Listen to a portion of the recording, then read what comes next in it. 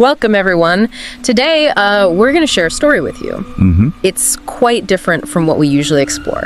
It's a story that really digs into, well, human connection, burdens people carry without speaking, and maybe even presence beyond what we normally think of. Yeah, it's a really compelling personal account, and it gives us this unique way to look at signals we might miss, in our closest relationships, and how our actions, or maybe inactions, have a lasting impact. Definitely. It gets into some heartbreaking territory, but also there's this unsettling feeling underneath it all. Right.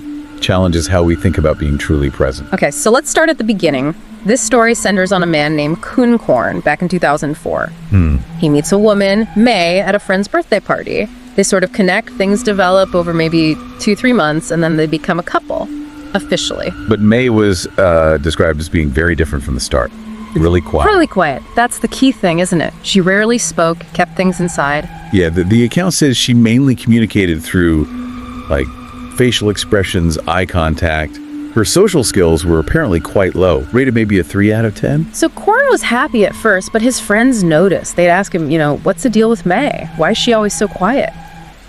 It became a recurring question, seems like. And their arguments were strange, too. No shouting, no big fights. They just stopped talking.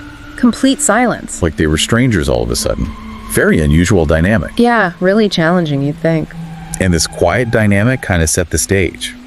After they graduated, they moved into a condo together near the mall in Gumwangwon. Okay. But May actually worked in a different province, so she only visited Korn every couple of weeks. Ah, so there was distance involved too. Exactly. That separation, plus their already quiet way of interacting, it just built up. And adding to that, in 2004, Korn was incredibly focused on his job, like laser focused. Right, he was trying to pass his probation at this big, prestigious company. Yeah, apparently the bonuses were really good, so he was driven, working insane hours. Like until 1 or 2 in the morning sometimes, even sleeping at the office. Exactly. That kind of pressure, that dedication to work, it must have put a huge strain on the relationship. Oh, absolutely. Communication, which was already minimal because May was so quiet, just dwindled even more. So how did she show she cared then? Well, her main way was these silent gestures.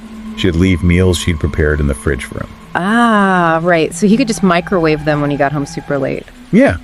It was her quiet way of, being there amidst his crazy schedule, maybe a silent plea for connection looking back. Then around March 2004, things started to shift a bit. May actually began to say explicitly that she needed more time with him. She voiced it. Yeah, not aggressively, but clearly. She wanted more attention. In Korn's response. He asked her for 3 more months.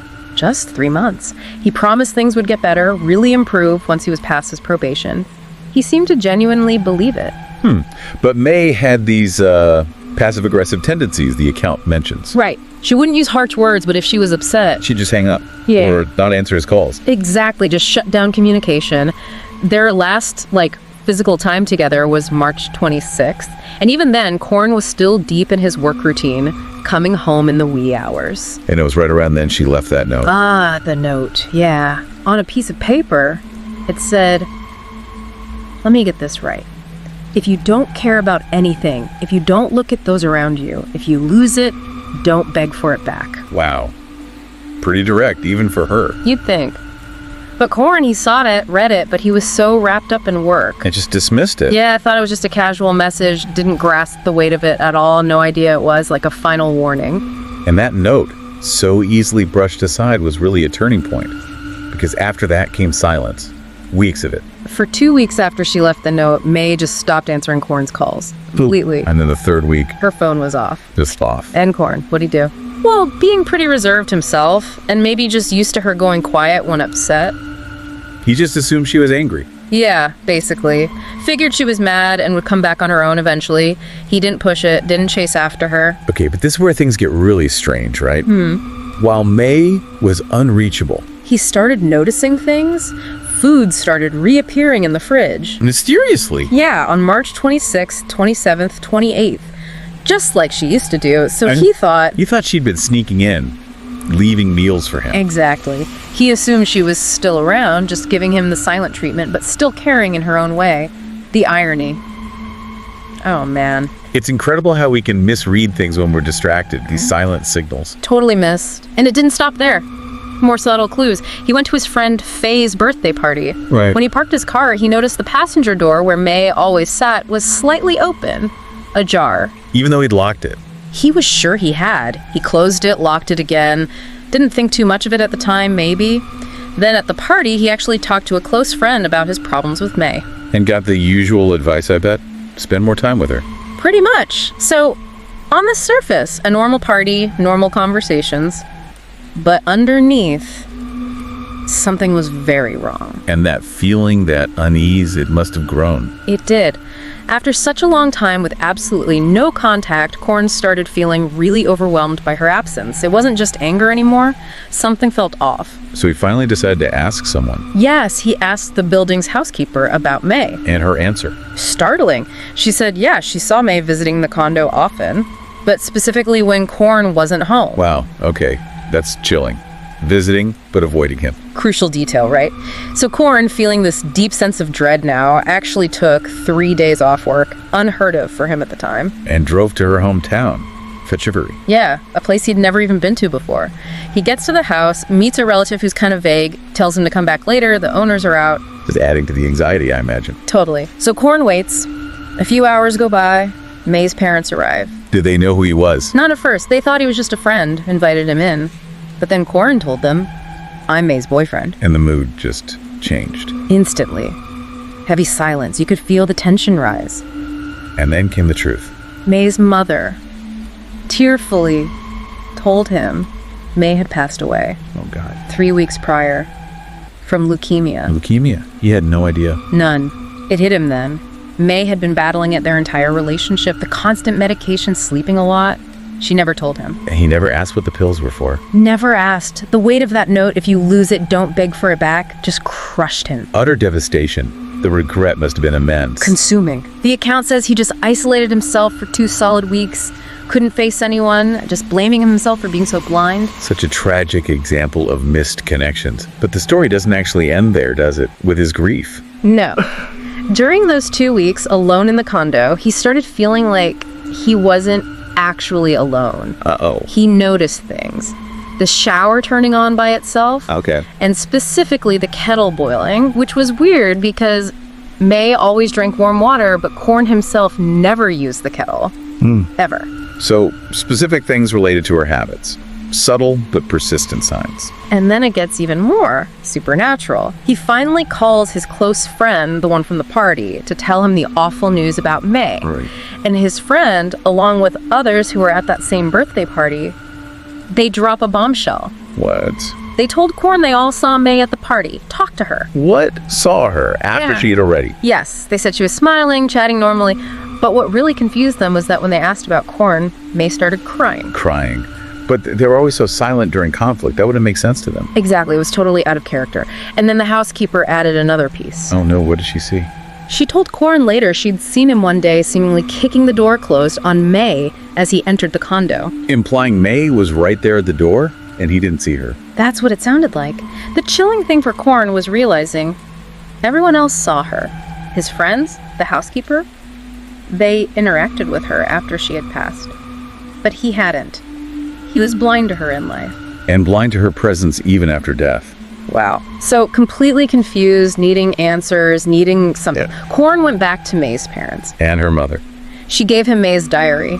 Seeing his distress, maybe understanding he needed closure. A diary from just before she died. Yeah, written about a month before. And it laid everything bare, all her unspoken feelings. What did it say? Heartbreaking stuff. She understood he was working hard, she got that, but she was desperate for more time, more attention. She wrote about wishing he'd noticed she was sick or just asked about the medicine she took all the time. Oh, Korn must have felt Crushed. The diary also detailed how she was getting weaker physically, her hands getting too weak to drive to see him or even to dial his number. She knew she was dying. Reading that, the guilt, the tears must have been overwhelming. Finally understanding her silent suffering. The grief, the missed chances, unbearable. So Korn, he needed proof. Definitive proof that she was still there, maybe. What did he do? He went to the condo's spirit house, you know, the little shrines people have. Yeah, for spirits. He lit incense and directly asked May's spirit to show herself, to communicate. He needed to know. Bold move. Did anything happen? That night, in bed, he heard it again, a woman coughing. and that distinct sound of the kettle boiling. The same sounds as before. Yes, he called out, "May, show yourself!" and heard them again. He felt her presence, like, right there. So his friend gave him some advice about powder. Yeah, the friend he confided in suggested sprinkling powder, like talcum powder, around the bed and on the floor. And the next morning, He found it. Powder scattered on his brown bed sheets. Clear footprints in the powder across the floor, bathroom, kitchen. it's footprints. Wow. But the most profound thing, he found powder on his chest. Right here. As if someone had hugged him while he slept. Oh my God, that's undeniable proof for him then. She was there, had hugged him. Exactly. No more doubt. Her presence was real. So what did he do then? After getting that confirmation? He acted out of, I guess, repentance and love. He cleared his work schedule, took a whole month off. And ordained as a monk for her. Yes. Told his parents it was an overseas internship, but he went to the temple to ordain to make merit for May. And at the temple. The abbot, the head monk, told Korn something incredible. He said May's spirit was right there during the ordination ceremony, holding the robes for him. Holding the robes. Wow. The abbot explained that good spirits, well-intentioned spirits, can participate in merit making. It helps bring them peace. And after he completed the ordination, A sense of peace seemed to settle. Korn, his friends, the housekeeper, no one saw May again after that. like her spirit had finally found peace, received the acknowledgement she needed. That's how it felt.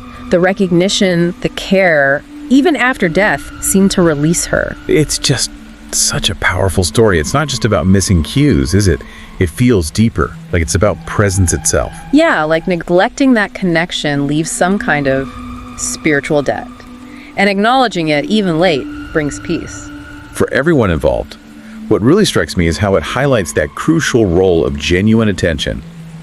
Maybe the most important things aren't always said out loud, but felt. Definitely. It makes you stop and think, doesn't it? Are we really giving enough of ourselves? Are we truly seeing and hearing the people around us, especially when they're quiet or subtle? Or when we're just so caught up in our own stuff. Right. And it hints that our actions, or maybe our lack of action, can echo far beyond what we normally perceive. It really leaves you with a big question, though.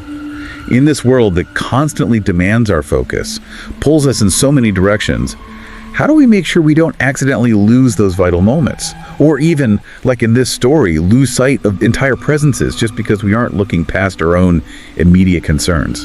A profound thought to end on. Thank you all for joining us for this incredibly moving and, thought-provoking story. We really hope it gives you something to reflect on.